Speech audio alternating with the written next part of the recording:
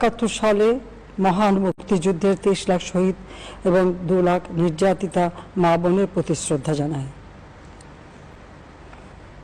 প্রিয় দেশবাসী, আজকে অত্যন্ত বেদনা ভারাক্রান্ত মন নিয়ে আপনাদের সামনে উপস্থিত হয়েছি।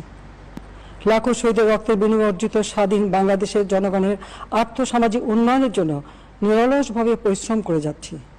বিগত ১৫ বছরের মধ্যে বাংলাদেশের মানুষের ভাগ্যের পরিবর্তন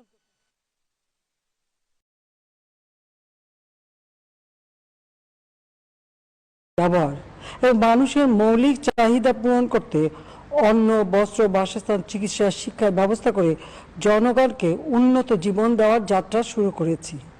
অনেক সাফল্য অর্জন করেছি। বাংলাদেশকে বিশ্ব দরবারে একটা মর্যাদার আসনে অধিষ্ঠিত করতে সক্ষম হয়েছি।